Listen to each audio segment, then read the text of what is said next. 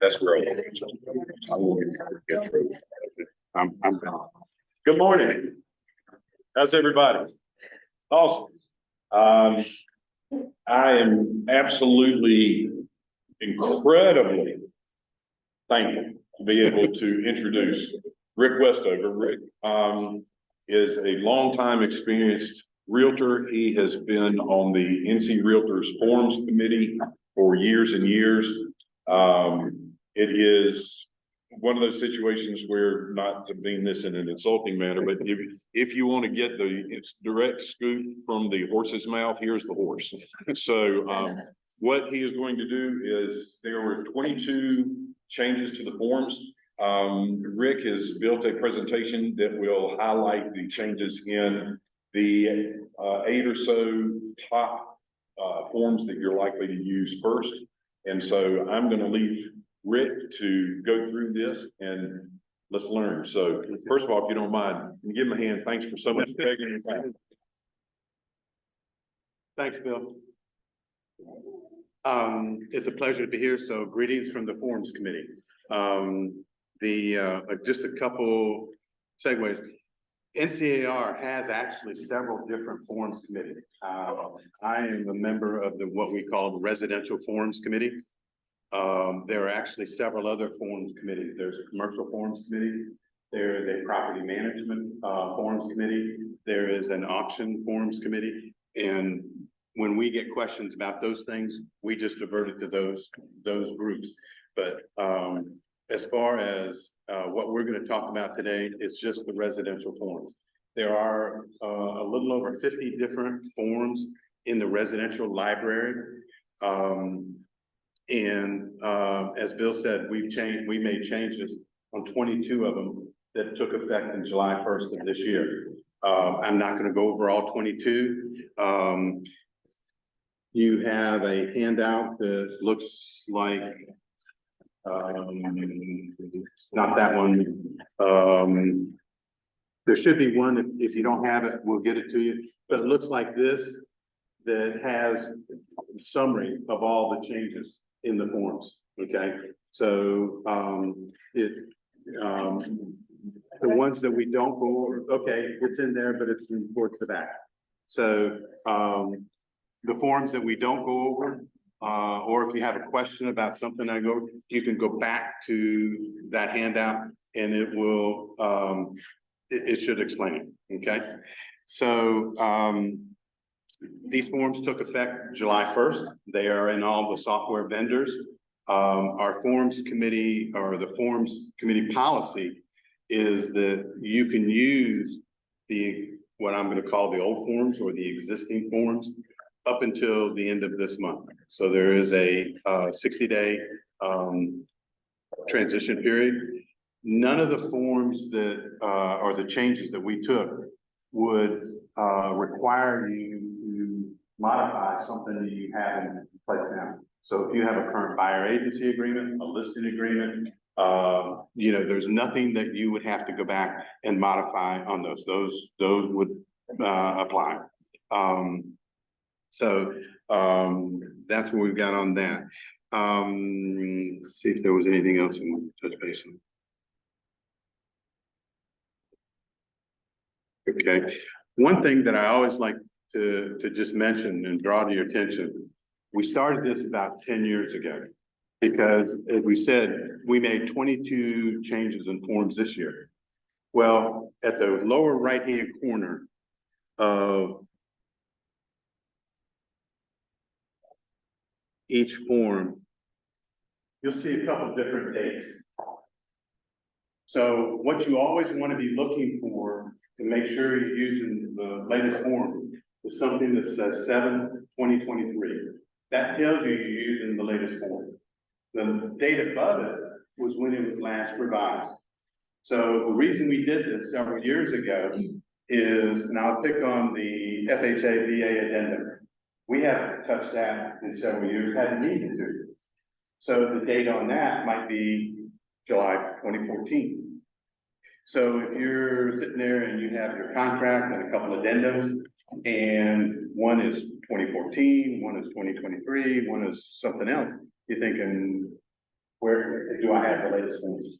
So what we've done is every time, so all 50 plus forms are going to show 7/2023, and then it will show the date that it's revised. So if you ever have a question, make sure you're using the latest date.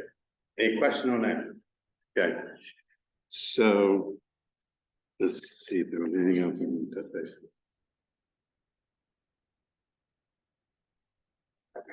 Okay.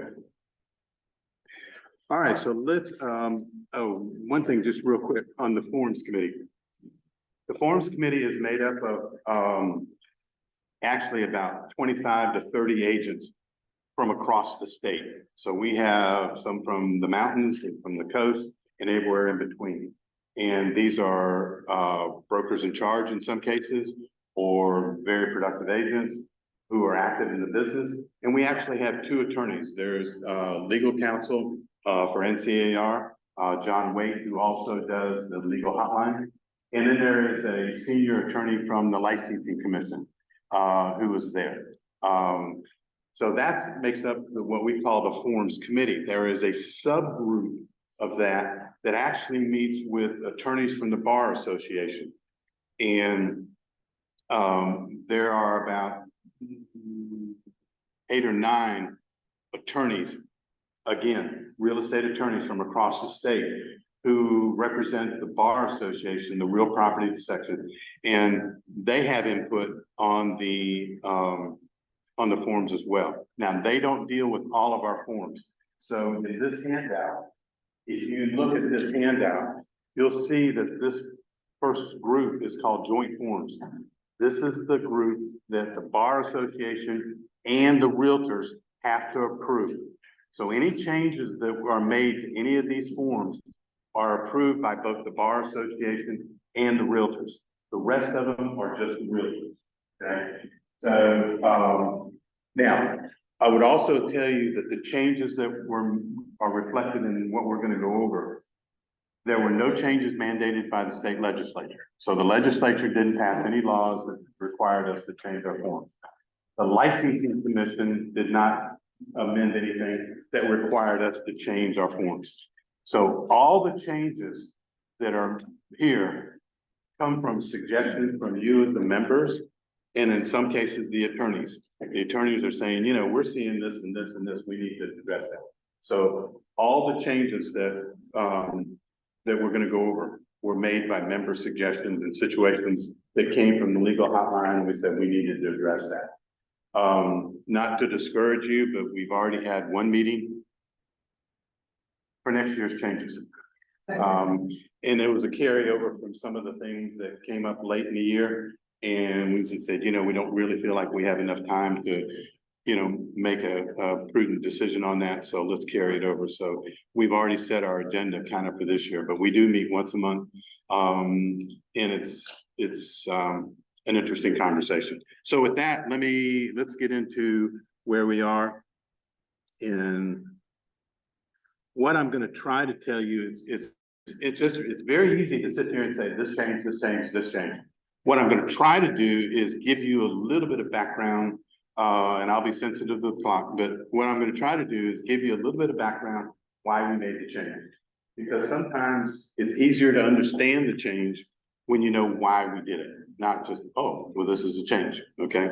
So First change we got was this. And whenever you see, and so this is the old form, and the highlighted, obviously, the highlighted things are the things that have been changed. So, in the past, we had the checkbox so that if you sold a property and had a, modular home on it, you just check it. And so the attorney and everybody would know that that's in play.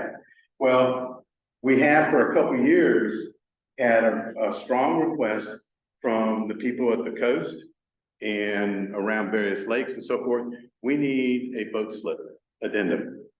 And so we've struggled with that. And for those of you who are familiar with the coast and around the water boat slips, it is not a simple matter. And so we started looking at that and we came up with what we thought would be a workable solution. And as we did that, we thought, you know, there's other situations where there's off-site septics. There are garages, there are storage units that are relevant to the real property, but are not contingent, you know, right there attached. So we've actually added, so if you're dealing with a property that has an off-site or separate septic, boat slip, garage, parking space, or storage unit, you're gonna check that box. Okay? So that especially that lets the attorney know that there's something else that they need to investigate and address, okay? And then we've added this this note that basically says, if you have something that is additional, then what you need to do is add the additional provisions. And there's some language with which you can further explain the nature of what that is. And we're gonna go over that in a minute, okay? So, moving along. Now, when we make changes, sometimes we make them just for technical or for clarity. So we've made a couple of changes here. This was just a technical change, and this was to be consistent with the way some of the other monies are delivered. So there's no change from what you're used to. It's just a realignment of that. Okay.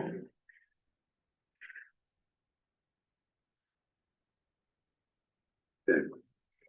Couple changes here. This is not new. This used to be up here. We just said, you know, it probably fits better here. So we just restructured. There's not really a change here about dishonored funds. If you've ever been in that situation, it's a little bit interesting to say the least. But the concept there has not changed.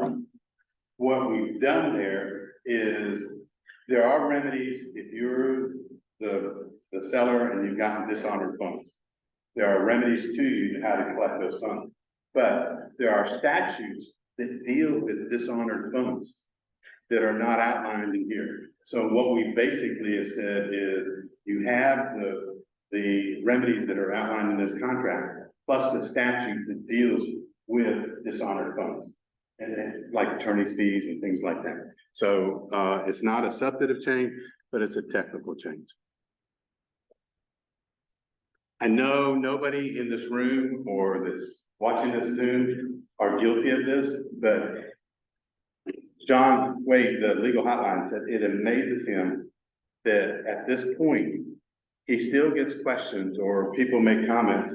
Well, everybody signed the contract, so we don't have the money. We don't have a contract. And that is not true. And 2 or 3 years ago, we put a provision in the contract right above the signatures that basically says if all parties have signed the contract and they've communicated that, you have a contract, regardless of whether you have funds. That provision is still there in the back, but obviously not everybody is reading it. So now we have it in the front. So it's in 2 places in the contract. So that's what this is, okay? Maybe we could get these things to start highlighting some of these. Well, you raised a good point, but you know, the pushback that we get, Bill made the comment, you know, could we get us to highlight that? But the interesting thing is we get a lot of pushback. How many pages is the contract? Now 17, you know. Bill said, I've been doing this a while. When I started, it was a 1-page contract. You You know, so things have changed a little bit. So people say, why do you keep saying it? Well, the times change, but there's a lot of notes and warnings we put in here, and it's to protect the consumers. And I don't say this very often, but to direct the agents how to do things. And so if we took all those notes and warnings out, it probably would reduce it by a couple of pages. Okay. So let's see where we are here. You like it when I scroll down and you see nothing but white pages. Okay. So we've had a couple of situations in Charlotte where, because of COVID, a lot more people were doing exercise and buying equipment to work out at home. And one of the newer things, and obviously I don't use it, but is they have this, and I'm probably not going to pronounce it right, the tunnel, but it's like a big TV monitor that's mounted on the wall, and it's connected to cable, and you can zoom in a coach or somebody, and you're going to do your exercises right there. They're fairly expensive, and it makes a real imprint on wherever you install that. And so in these two situations, the buyer thought they were fixtures and remaining. Nobody addressed it, and when they went to do the walkthrough, guess what? There's all these holes in the wall. They go, well, where is it?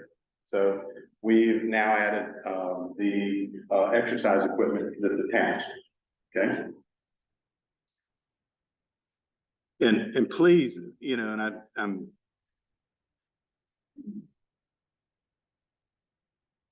I know in your training they've taught you to do this, but please take it. You know, this list is quite extensive. But when and this is exactly what's in the listing agreement. So please, when you're going over with your sellers, the listing, please go over every one of these things. Make sure everybody's on board with what's here.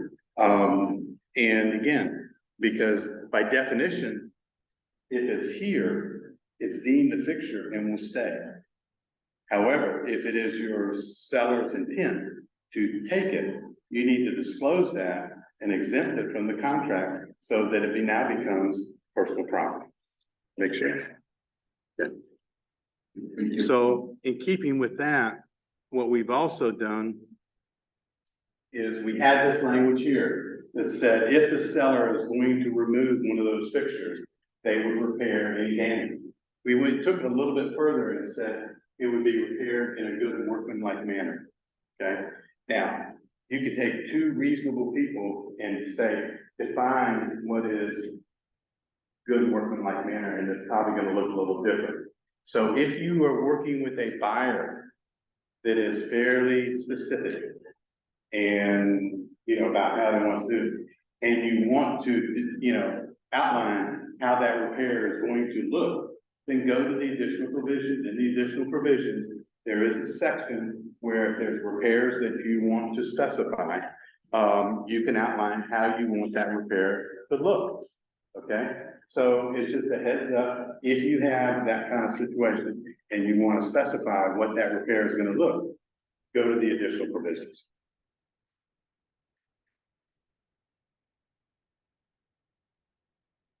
Okay. So in this section, this is the due diligence section. So when we went to due diligence style contract in 2011, we suggested and we put in what we, you know, kind of a roadmap.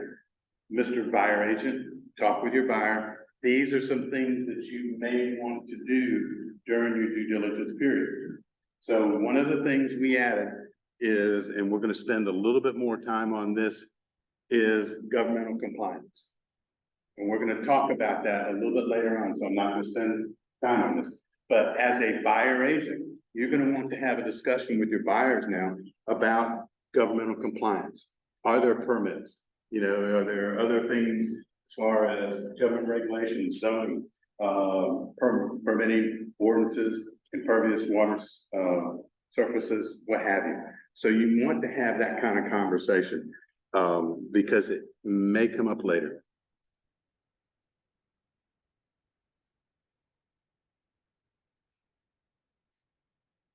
Trust me, there are a few more changes coming up. Okay. This is not something new. This has to deal with lead-based paint disclosures.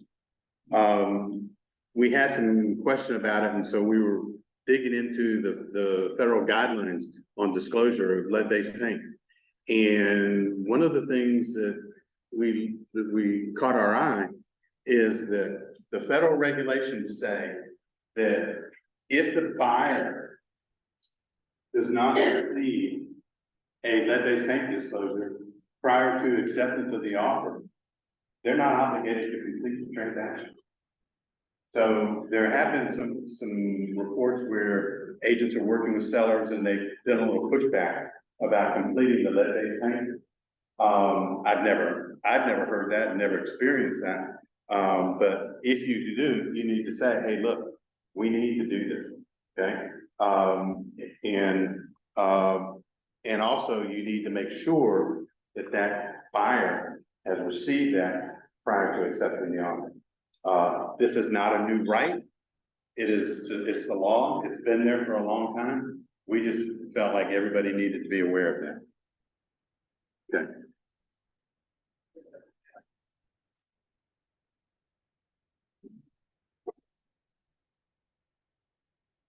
This is more of a disclosure, has to do with leases.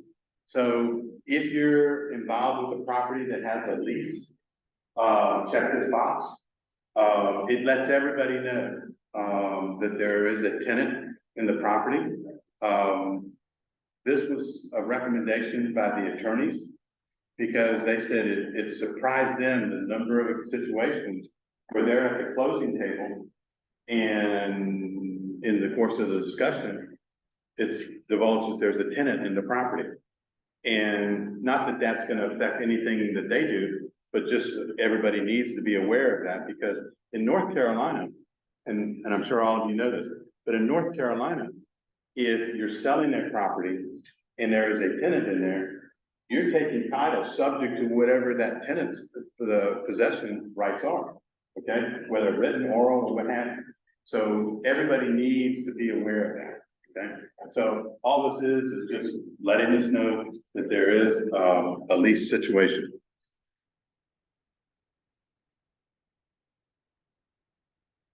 Okay. Several of you, in closings nowadays, some of the seller docs, the seller is going to have to sign a certificate saying that they're not a foreign investor and the sale of this property is not subject to this tax disclosure. Okay, I've seen it several times, and we put it as an affidavit, but the correct terminology is certification. So all we've done is change the certification. What you're also going to see when I go to the listing agreement, because this is the only place we've talked about it up until now. So we've added a paragraph in the listing agreement that basically says, hey, Mr. Seller, if you're a foreign investor, you may be subject to that. And it kind of gives them a heads up. And so you may want to be aware of that and ask that question. So it made sense on that, but I'll go over that when we go to the listing agreement. Okay. So this begins where the fun is.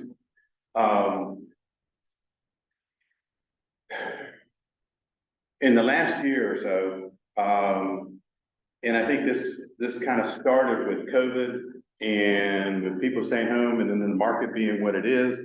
And we see all the due diligence fees just going out the roof, okay?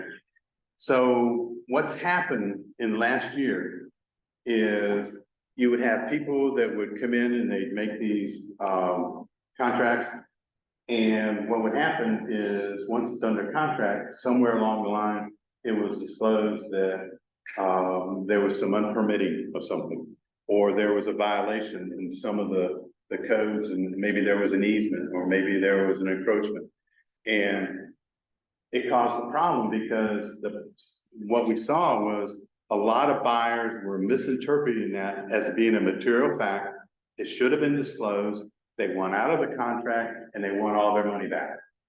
And there was no remedy because we had situations like that where, and it wasn't one or two, there were several. So the seller said, well, I'll fix it. You know, if it needs a permit, I'll get a permit. If it was an encroachment, I'll fix the encroachment. Someone said, no, you should have disclosed that, I'm out here. It was never intended to be that way. So what we've done two things. We've tried to clean this up and be more specific, and I'll speak to that in a minute. And then that's what created the new 8H, and we're gonna go over that in a minute, okay? So what we're really saying with 8H is the seller is going to deliver a property free of any material encumbrances. Material is the key word here. So that would be anything that would affect the title or the property value of the thing.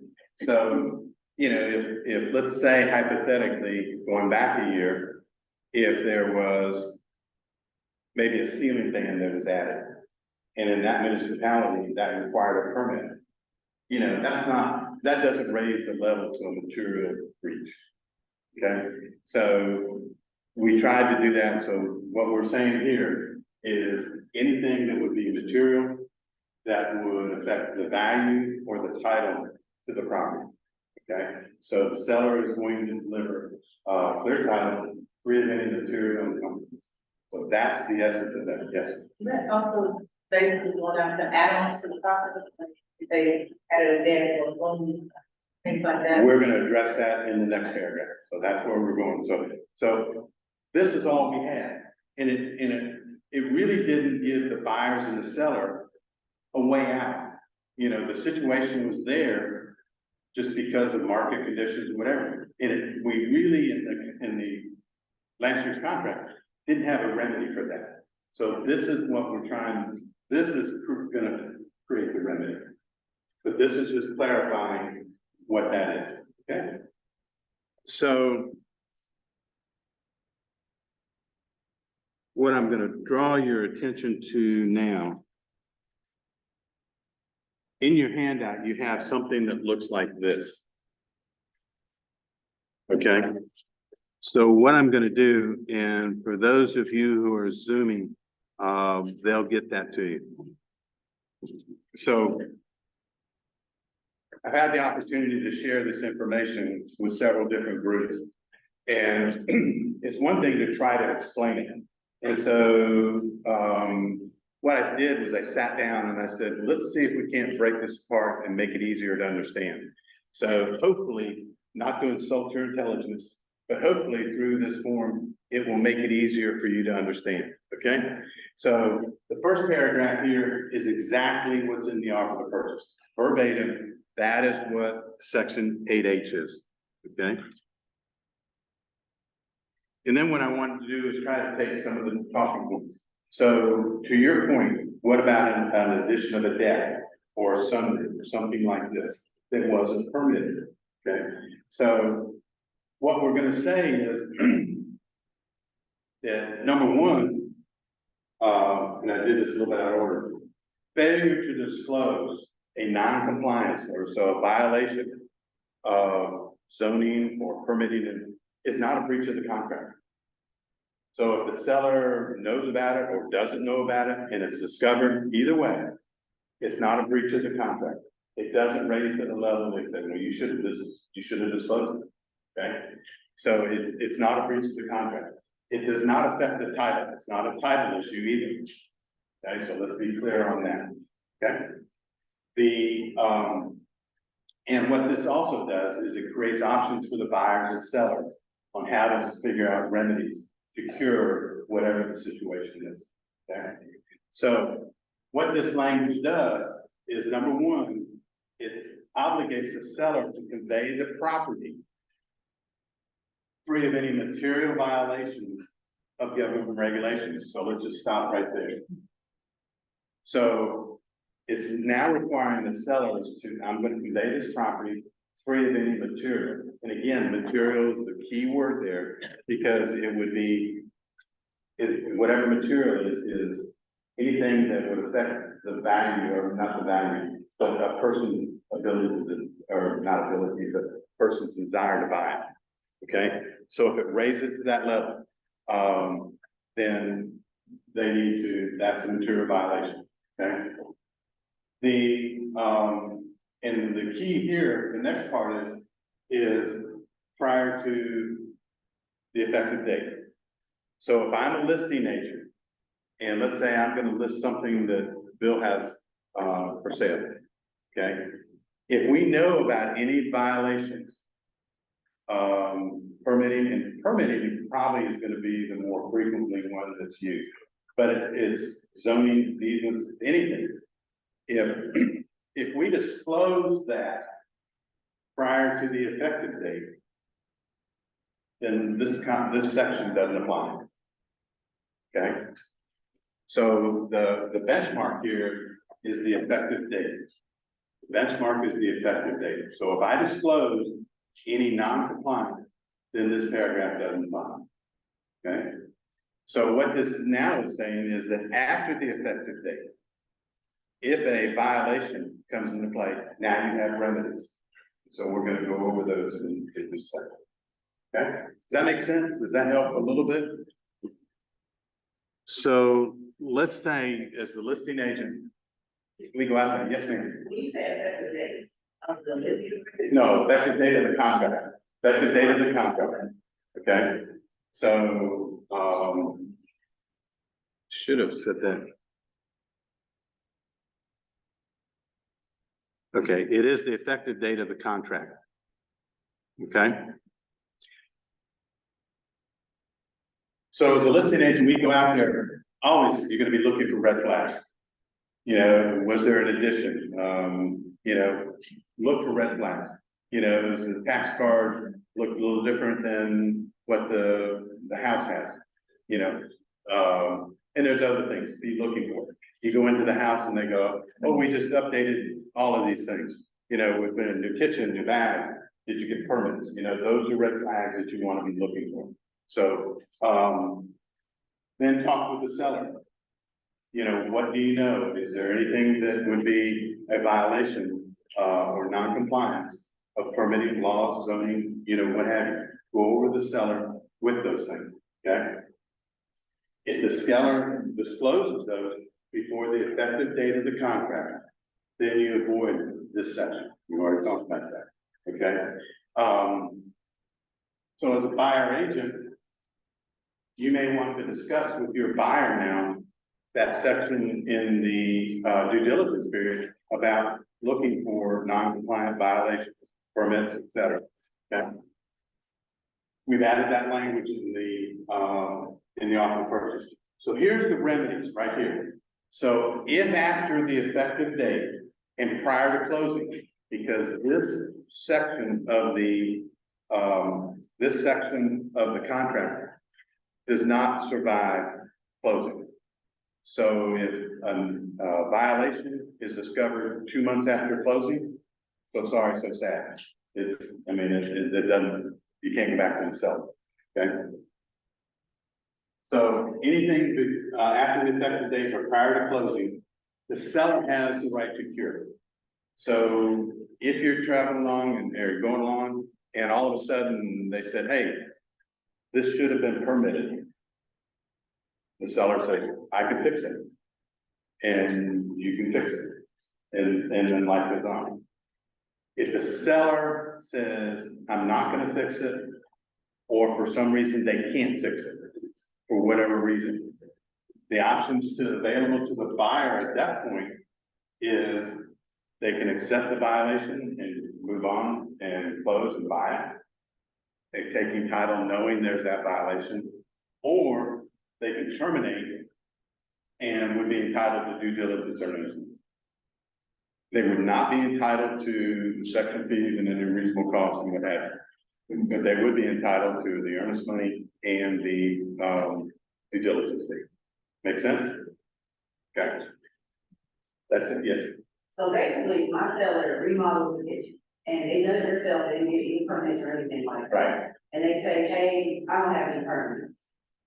What, as an agent, what do I advise that seller? So basically they would be subject to, if they get on a contract, they have to give.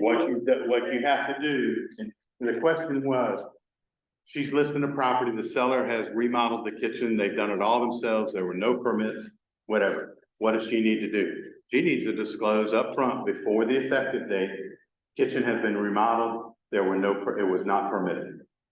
Okay, now, and so, okay, so what that does, if you disclose that prior to the effective date, any potential buyer has a couple remedies. They know that going into it, they may write into the contract, okay, we're gonna buy your house, but we want you to, they may put in the contract, we want you to have this permitted, you know, before we do it. Or they can deal with it then, or, you know, during the due diligence period, they can inspect it. If it's okay, they may just go on, but it gives them remedies within the contract to do that. So you know, you need to disclose that.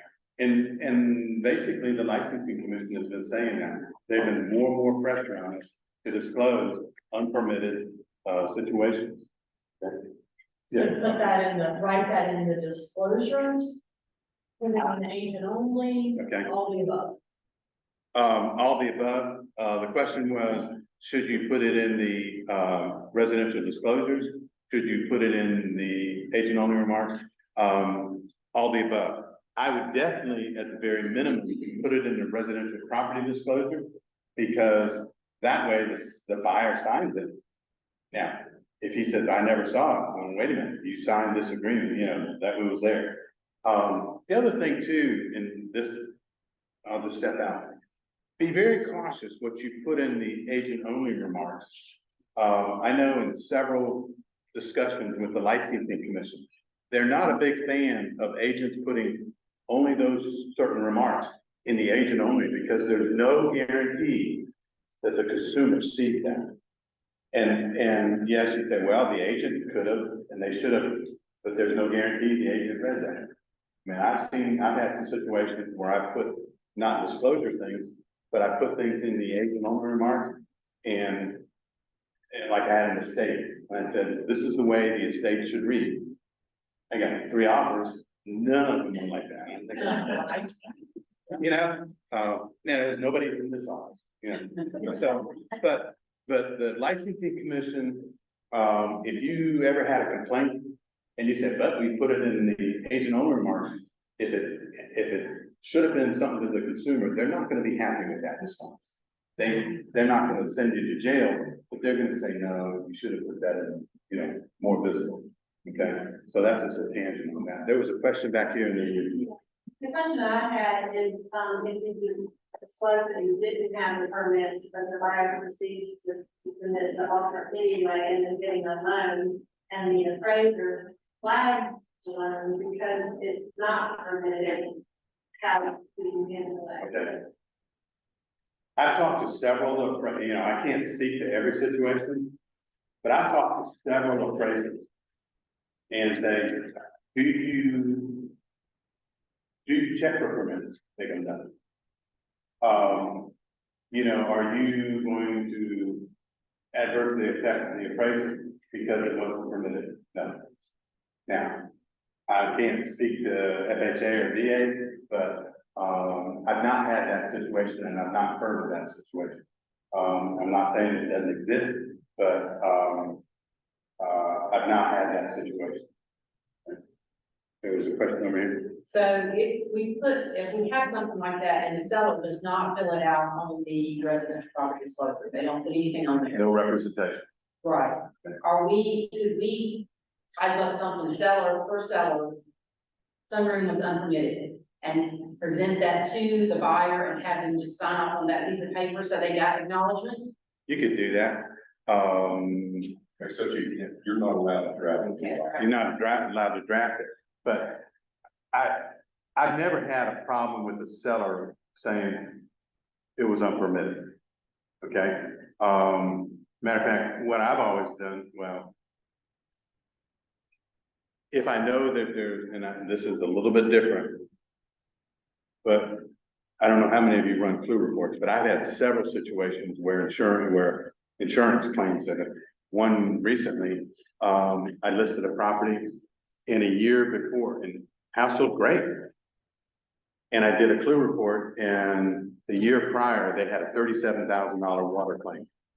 Water line broke on the main floor. They had to take up all the hardwood, redo it, and so forth.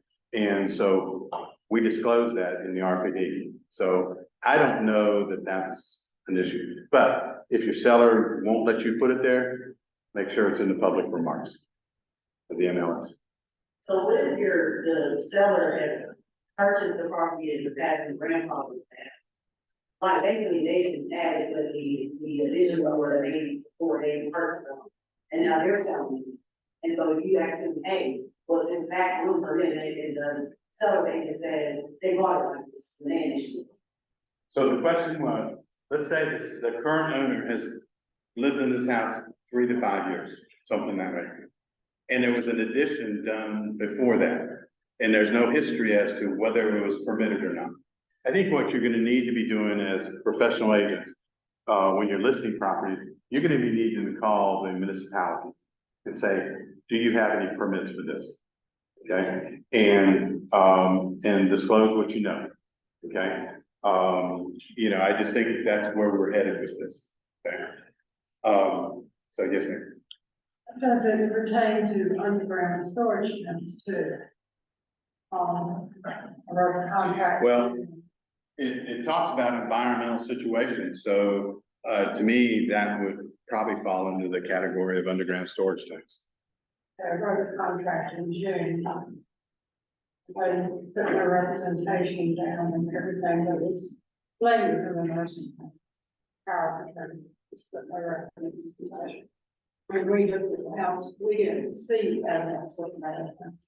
But when the home inspector checked it after the contract, there was under a bush.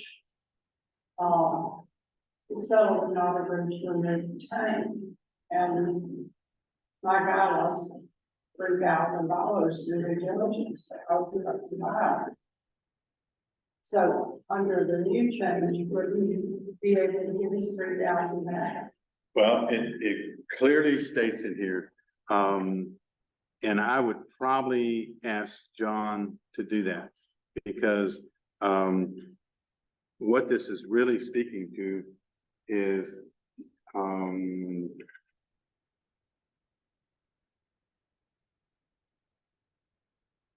environmental protection. So I probably let me email John and I'll get back to Bill on that and he can discuss that to see if that would fall.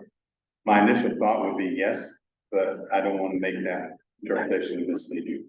So let me get an interpretation and I'll get back to Bill. Okay. So anyway, so let's kind of move on.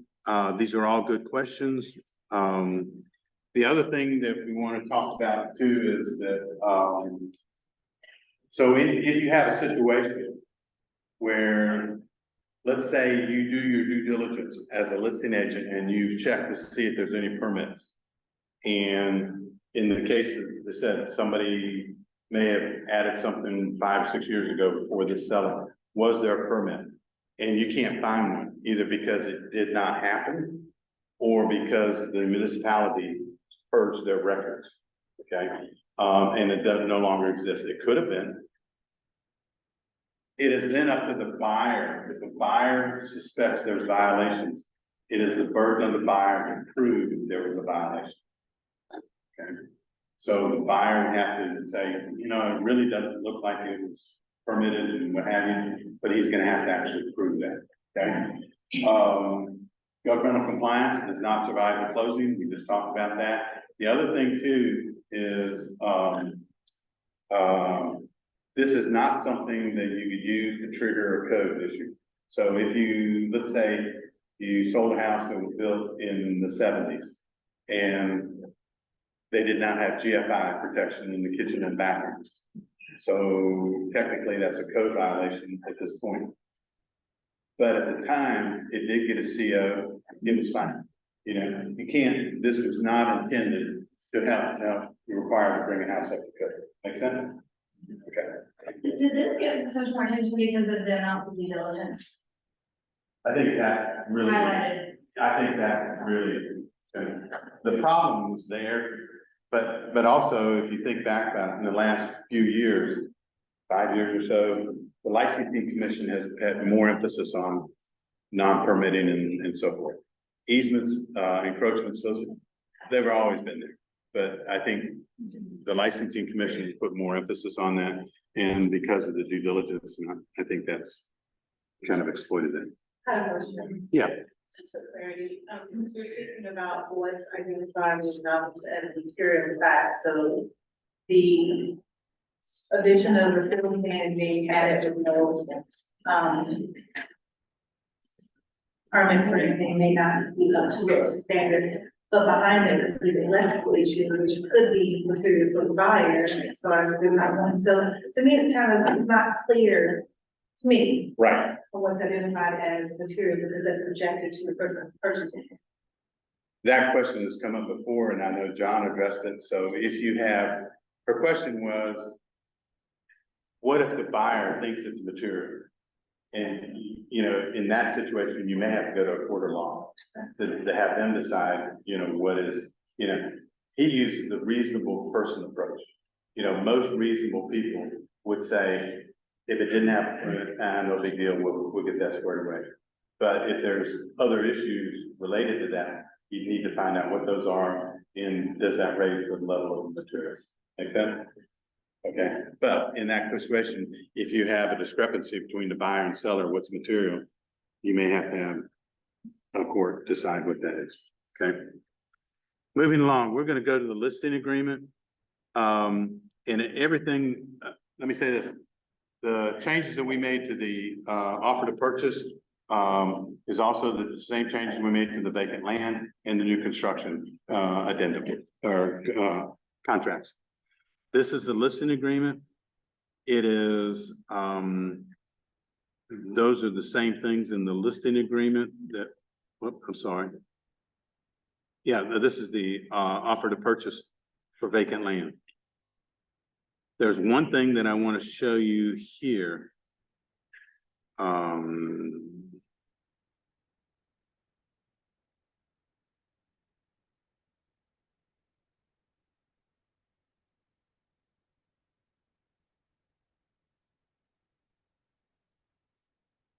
Okay. This is the only thing I'm going to show you in the offer to purchase the vacant land.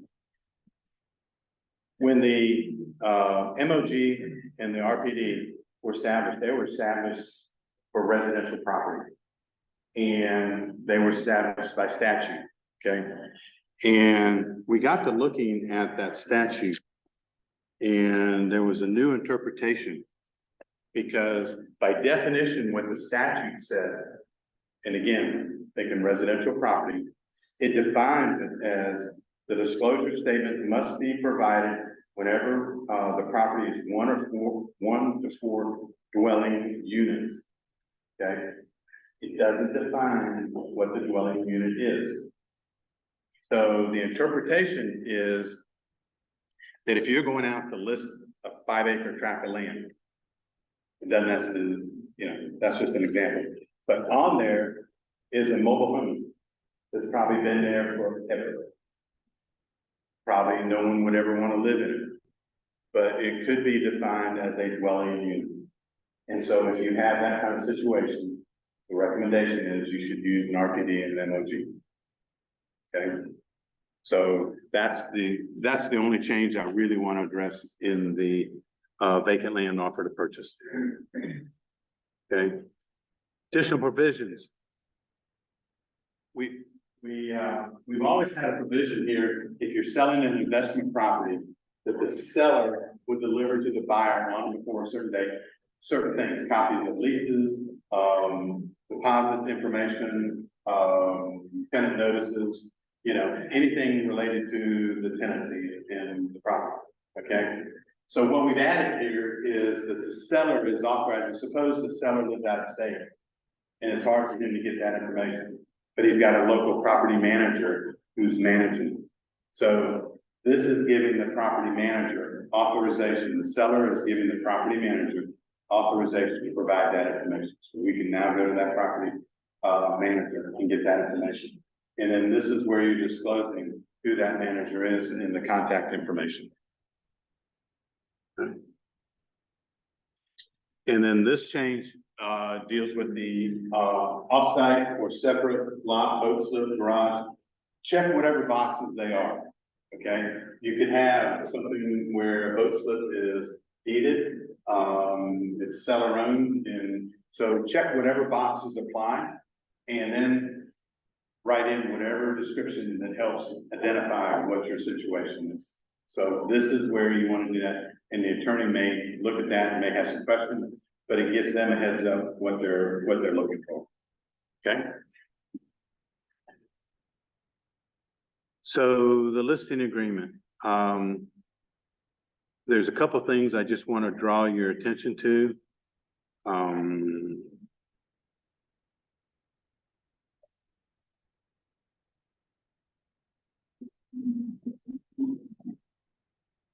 Okay, couple additions to the listing agreement. Question you need to ask the owner of the property. Are there any disputes or pending disputes, violations or litigations involving the seller and the HOA? So, you know, are you having any problems with the HOA? The HOA involved in some things? You just need to ask those questions, okay? And remember in the offer to purchase, we talked about the foreign investment trader. So this is the statement here that we've added to the listing agreement that basically says, hey, Mr. Seller, if you're a foreign investor, you may be subject to that. Let's be aware of that. So it gives them a heads up. Okay, I'm confused on that, because I got. So can you? What does that mean? If they're, if everything they have to. There are some, the IRS has some tax implications regarding foreign investment. And so what happens is, depending on the situation, and I'll be honest with you, I've never had this situation that you have. Okay. So there may be some tax implications that taxes are withheld from that seller at time of closing. So the attorney may be required to do this. So you might want to talk with CPA about that thing, or just Google it and see. But I've never had that problem, but it has to do with the IRS and some tax implications. So there may be some taxes that are withheld because it's a foreign investment. In addition to capital gains, like if they fight.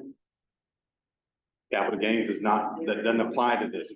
Capital gains doesn't apply to this particular act. Okay. Specifically for Right.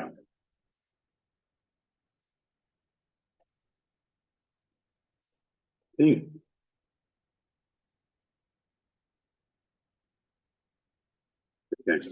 That's everything we need to talk about there. Buyer agency agreement, couple of things I wanted to share. We just reformatted this a little bit. About 2 or 3 years ago, we reformatted the listing agreement to basically show that when all parties have signed the listing agreement, that's the effective date of the listing agreement, okay? For some reason, we didn't change the buyer agency agreement. So you could have a situation where previously you would say, you know, let's say I'm filing out a buyer agency agreement, I put in today's date. What if it's Sunday before the buyer signs it? So he signs it and dates it Sunday. Now you got 2 different dates. Doesn't make sense. So all we did is we made several changes to reflect that the concept is you have an effective buyer agency agreement when all parties sign it. And so the date really is, go back to the back page when they date it and go from there. Okay. Okay, this was some other thing, again, I'm sure all of you are aware of this. But, and this is not new, but FHA for a long time has basically maintained that they will not allow a veteran buyer to pay our commission fee. Okay, they've always maintained that. And I've known it since I've a long time been in business, but we've had a couple of situations where agents got burnt on that. So our buyer agency agreement, basically, you know, you fill it out, you can say, all right, our firm expects to receive X, whatever X is, in exchange for our services and expertise and for helping. And we're going to first look to the seller for compensation. And if the seller doesn't provide that, then we're gonna look to you, Mr. Buyer, to pay our fee. Okay, that's what our buyer agency agreement says, okay? However, if it's a VA buyer, the VA will not allow the buyer to pay our fee. So all that is just a disclosure on that. It's nothing new, it's been around, but we're just trying to, get people so they're not damaged from that. I think that's everything I wanted to say on So that. in that case, if you're working with a buyer, VA, and they decide they want to purchase a sell by owner, but the sell by owner is not willing to pay buyer's agent commission, you don't get paid anything. You need to have a discussion with them and talk with them, you know, as far as, hey, look, you know, here's the situation. And figure out, you know, maybe you go back to the seller and say, okay, you're gonna sell it for this. Let's add our fee on top of that, assuming it'll appraise. Then they, I mean, I did that one time. Seller said, no, I'm not gonna pay your fee. And I said, well, what if we said the asking price is X? He goes, okay, we did, it worked out fine. So you may need to rework that a little bit, okay? Okay, seller possession, after closing. Couple things. How many of you use this? I mean, have you used this very often? Okay. I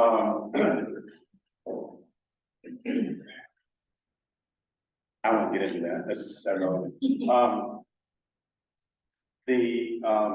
What we had in the past is the seller possession period would be for a period of X number of days, whatever that is. And we had some requests that says, you know, we'd like a specific date. So we made that change to say it's either a specific date, you know, it's September 1st, or it's whatever, you know, whatever date you want to do. So, we've made that change. The other change that we cleaned up a lot of language. It amazes me the time we spend in the forums committee wordsmithing these things, and trust me, it's a lot of time. Trying to make it simple and understood and legal and so forth. And then a couple of years later, we'll go back and look at that. That just doesn't sound right. And so we've eliminated some language here just to make it easier to understand. It was just a little too wordy. So there's no change in that concept. Yes, ma'am. This must have been made a while back, but just to confirm, used to be you can only do possession for a certain number of days, that's all.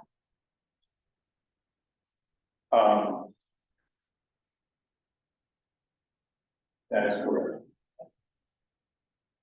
We're gonna date ourselves. I'm a few days, a few years old. The question was, there used to be a limitation on the form that said not to be used more than X number of days. That has been eliminated. You know, one time it was as much as 90 days. And then another period of time, it was 30 days, then it was 14 days, and then it was 7 days. Yeah. And so it's not to be used for an extended period of time. If you go back to, forgot the wording we used here.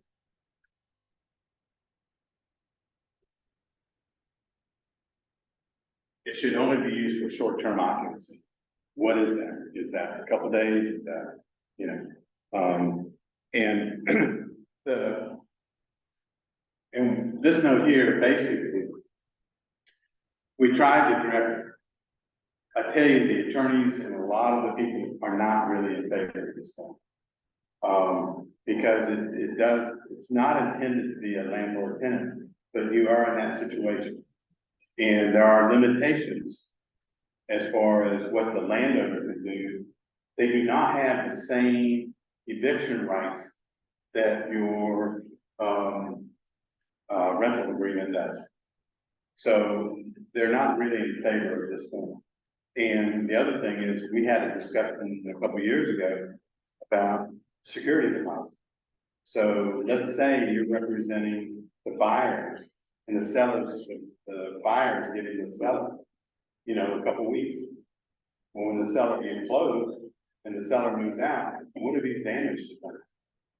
Buyer has no recourse. So we talked about security deposit. That is a whole other can of worms. And we cannot put that in here because there are too many other regulations. Who's gonna hold it, you know, how's it gonna be handled, things like that. So the idea is, if you want a security deposit, go to the rental agreement. Okay, so. These also give you further charge on. You know, I can just tell you the number of transactions we have where a buyer possession before closing or still possession after closing blows up. Or something is complicated, or somebody misinterprets what it is.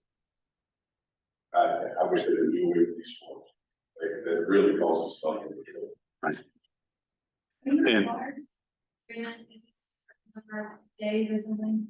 I'm sorry. Are you required to do a rental agreement for these if it's, Are you required, so like if we have a seller possession, you should use this? so are you also required to do a rental agreement? No, you're not required to have both. Okay, I wouldn't do both. I would do one or the other. okay, And what you may want to do is whoever your client is. So let's say you're the buyer and I've seen this quite a bit with this, in the recent market rate. Seller had found his house or he's gonna move, buyer says, fine, I'll close and I'll give you 30 days free rent. You know, and you know, you use that seller possession at the closing. I would not use both and they would finish the split. But what you may want to do is you're the buyer, have the buyer talk to the attorney. Talk about what kind of period you're talking about, the whole situation, let the attorney recommend what seems to be approved back. And that takes the burden off you. Okay? So again, this is another section where we just took out some language to make it just clear. And then the other thing that we did here was we did have lawn maintenance, you know, removal of trash, so it's just standard. We did have this in here and we moved this up to just to give it a little clarity. Seller is gonna be responsible for trash, lawn maintenance, what have you, okay? Almost done, we got a couple more here. Bill of sale agreement, now you have a bill of sale agreement. So, what you would do, this is not to be an amendment to the contract. Keep them separate. Lenders do not want to see this, okay? Is there a lender in the room? Okay, lenders do not want to see this, okay? So forth. So, but you identify the buyer and the seller, the money, and what's to be included and be very specific. And what you're also gonna do is, this agreement is or is not contingent on the closing of the real property. Okay, so make sure you check that, okay? And, so forth. But, now you have one, okay? And, okay. So we have 6 termination, of contracts. We have the 390, the mutual termination with or without release. Those haven't been changed, so we're not gonna pay attention to those.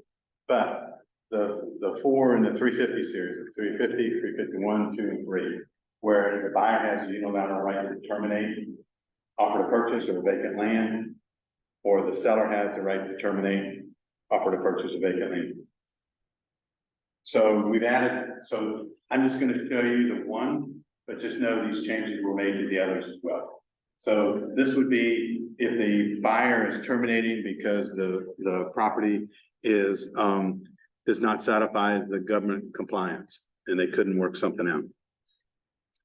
The other situation is we had circumstances where we didn't have a form that applied. So the buyer is giving notice that he thinks, in his opinion, the seller has breached. And therefore, he's terminating the contract.